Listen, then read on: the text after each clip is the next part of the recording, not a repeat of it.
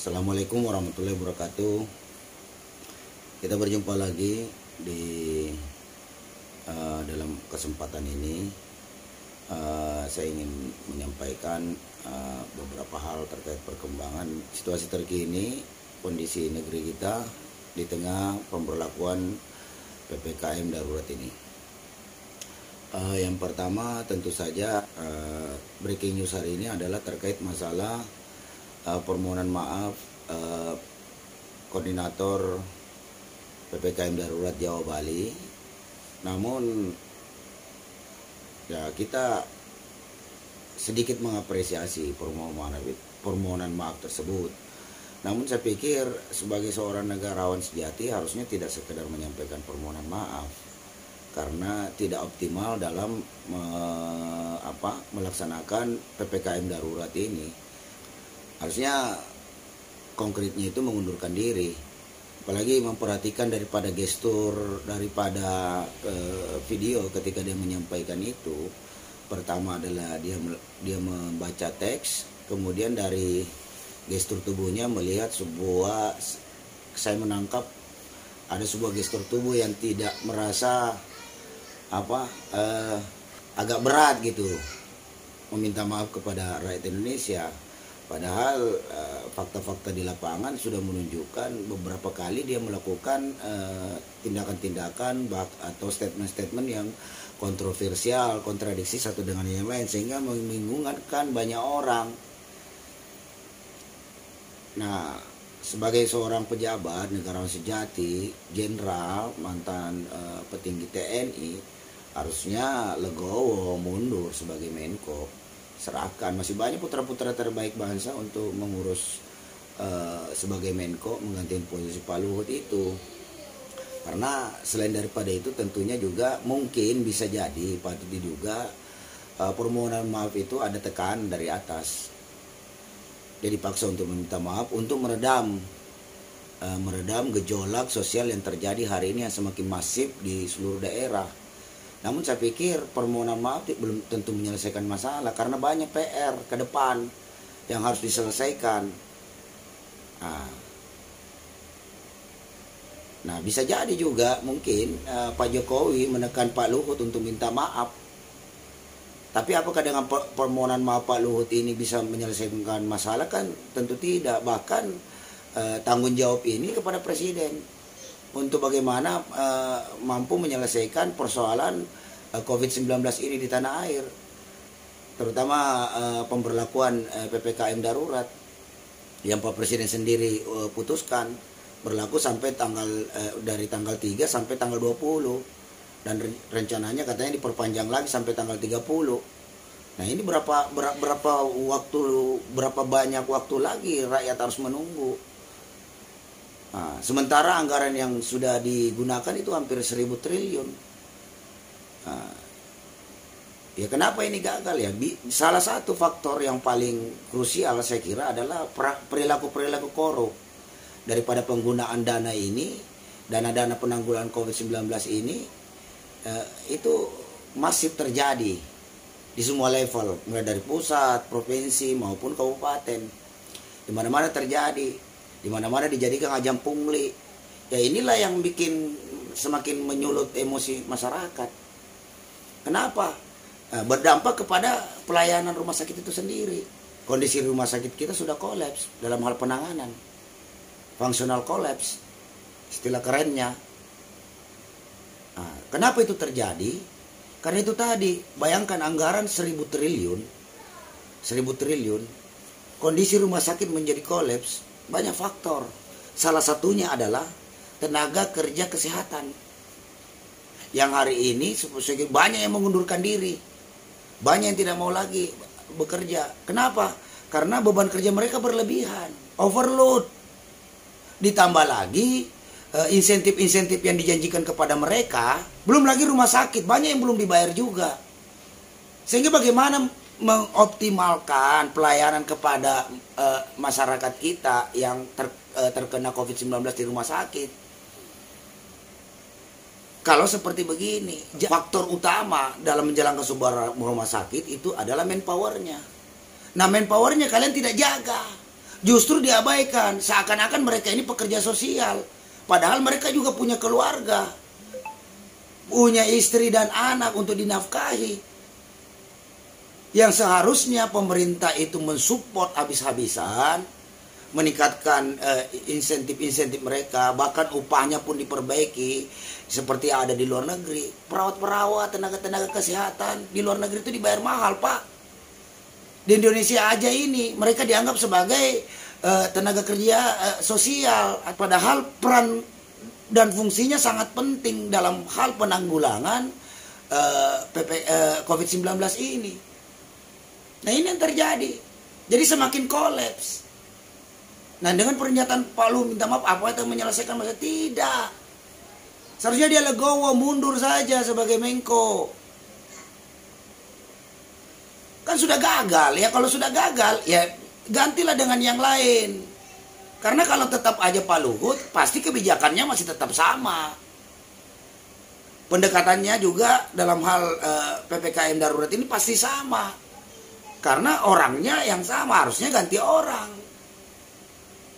ganti pejabat. Dan kalau di luar negeri saya kira untuk kondisi begini udah mundur itu para menterinya.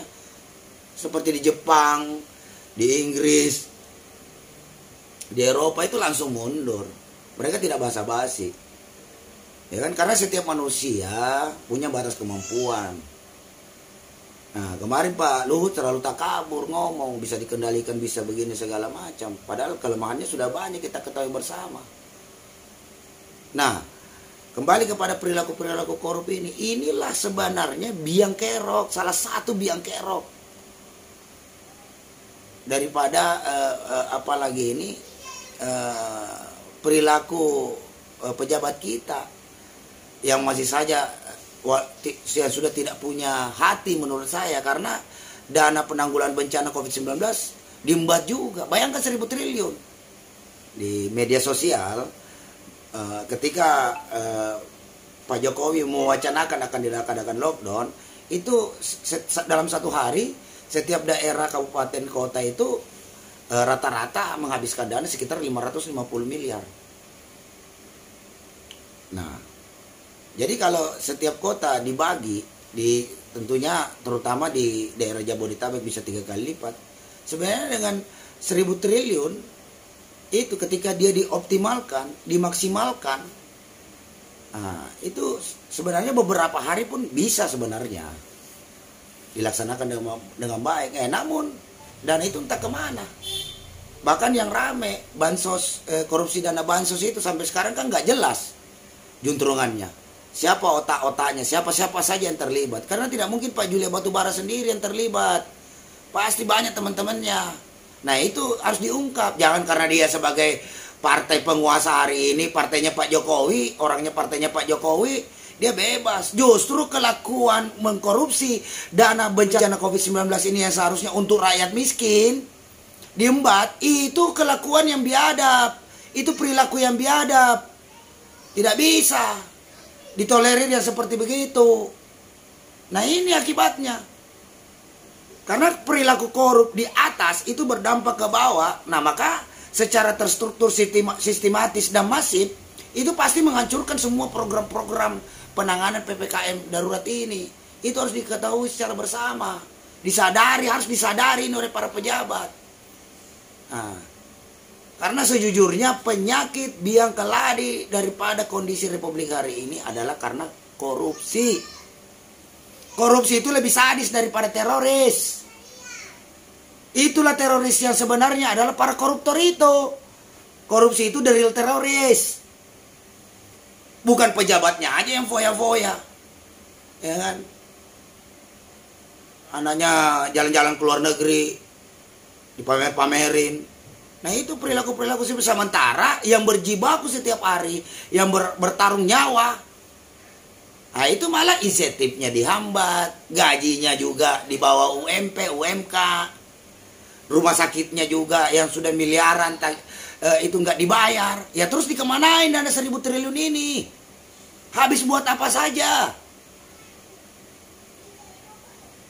Oksigen kurang, obat-obatan kurang. Ya kan? Termasuk saya baca di berita pemerintah Cina menjual oksigen ke Indonesia. Untuk apa kerjasama dengan pemerintah Cina kalau kayak begitu? Oksigen aja kita harus beli ke Cina, ya kan? Sementara tenaga kerja asingnya dari Cina bebas masuk bawa virus ke Indonesia. Giliran bantu oksigen kita harus beli. Ya, tidak seperti Taiwan. Taiwan menyerahkan 20 unit mesin untuk memproduksi oksigen. Nah, harusnya begitu. Bukan malah kita beli lagi oksigen ke Cina. Dia udah enak-enakan di sini, belikan bisnisnya, terus tenaga kerja Cina bebas masuk ke Indonesia karena selama ini terlalu dilindungi oleh Pak Menko tadi, ya kan? Malah kasih penawaran kerjasama seperti itu. Masa kita beli oksigen lagi ke Cina, ya kan? Ngapain kerjasama kalau kayak begitu? Itu kerjasama yang tidak menguntungkan bagi bangsa Indonesia. Udah menang banyak Cina dari Indonesia. Gimana cara negosiasi para pemangku jabatan kita ini? Nah, yang kedua masalah vaksinasi, ya kan? Karena desakan publik, akhirnya vaksinasi berbayar dibatalkan oleh Presiden Jokowi. Nah, sekarang menggunakan mekanisme gotong royong. Ya tetap sama aja Pak Jokowi. Tetap aja kita juga yang bayar kalau sistem gotong royong. Dari dana 1.000 triliun itu harusnya vaksinasi itu gratis bagi seluruh rakyat Indonesia. Ya bagi perusahaan yang mampu mensubsidi ke karyawannya, silakan bagi dengan pemerintah. Ya tetap aja perusahaan-perusahaan itu bayar.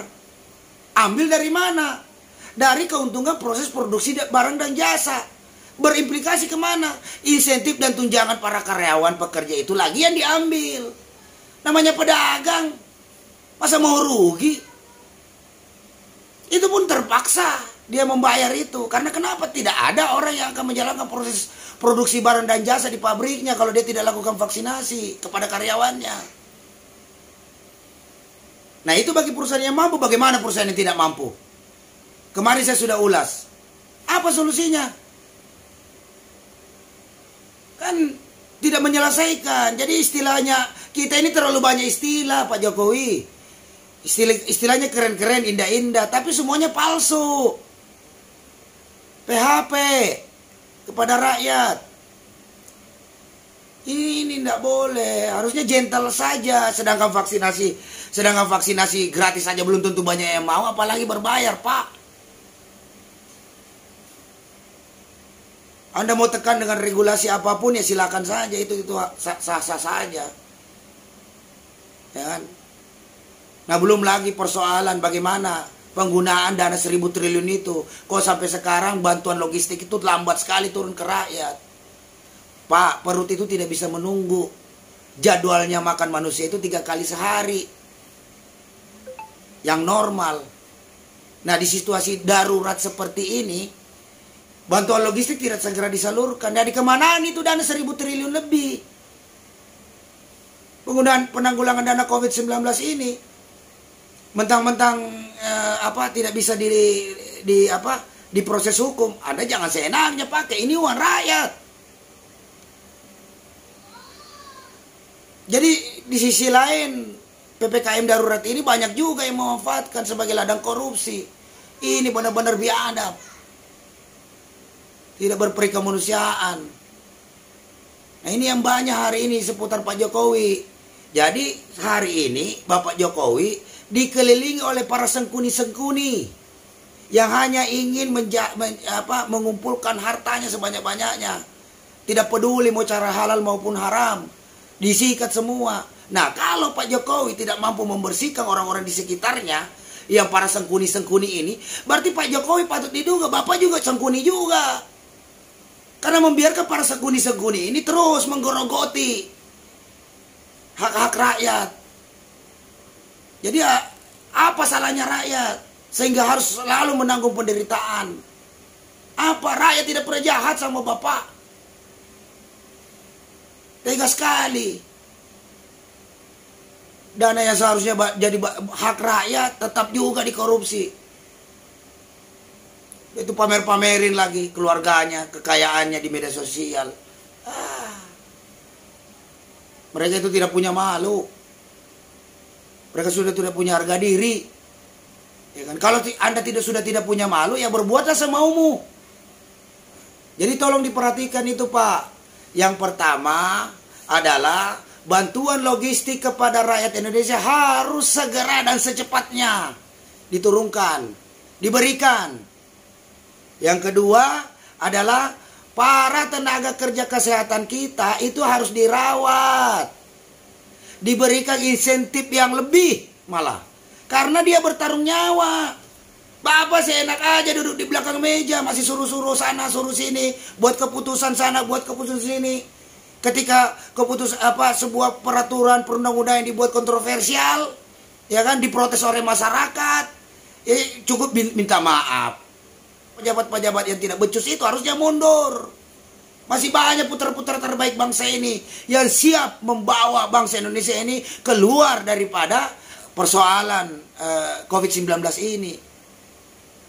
Nah, kemudian yang ketiga, rumah-rumah sakit, tempat-tempat balai kesehatan ini, agar dia tetap dapat berjalan secara normal, itu segera harus diselesaikan tagihannya, Pak.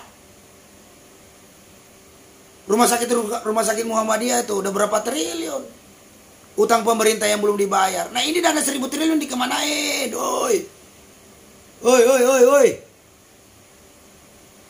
Korupsi aja sih. Ini KPK, Pak Firly, ayo bergerak. Jangan cuma sasar Anies. Banyak tuh pejabat-pejabat yang gak bener. Itu yang lu sikat, yang makan, yang berperilaku biadab. Gimana gak biadab? Uang rakyat di tengah kondisi begini masih juga diembat. Sudah itu KPK cicing wae, diam saja. Apa-apaan. Ya kan? Nah, kemudian yang keempat, para pekerja, buruh, tani, nelayan yang menjalankan proses produksi barang dan jasa itu segera harus diberikan subsidi upah agar tetap mampu bertahan di dalam kondisi seperti ini. Disalurkan. Nah, melalui misalnya itu aja dulu data BPJS ketenagakerjaan 52 juta. Nah, karena kenapa? Mereka punya keluarga.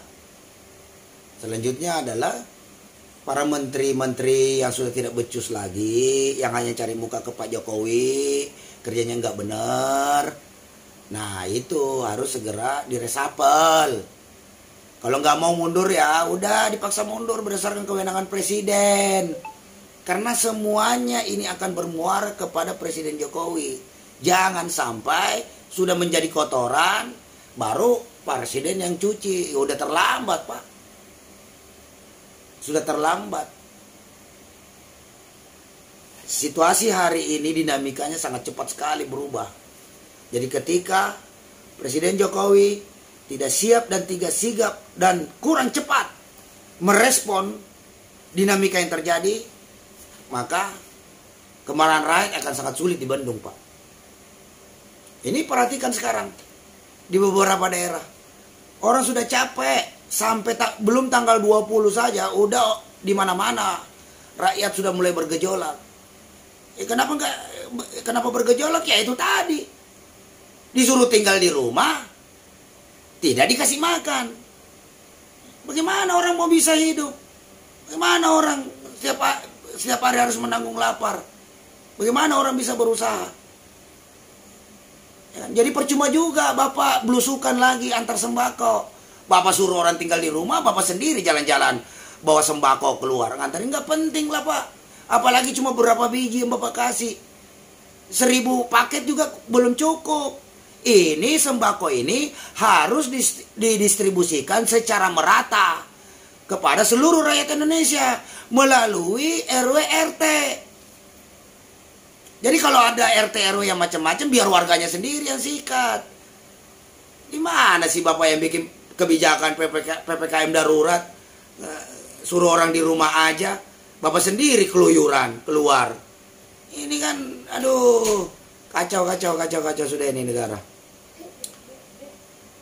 Ini kacau sudah kalau sudah kayak begini nih. Jadi saya kira Itu saja. Pada seluruh rakyat Indonesia tetap bersabar, tetap berdoa. Semoga COVID-19 ini cepat berlalu. Jangan takut, suarakan terus kebenaran.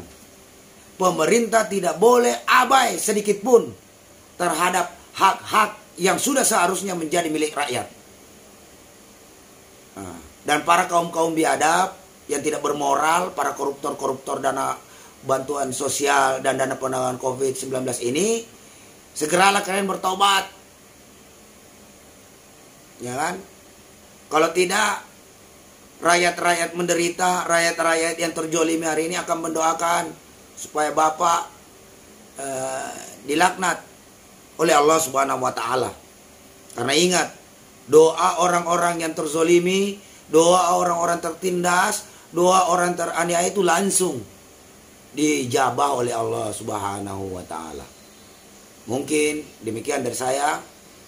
Saya akhiri billahi taufiq wa hidayah. Wassalamualaikum warahmatullahi wabarakatuh. Hidup rakyat. Allahu Akbar.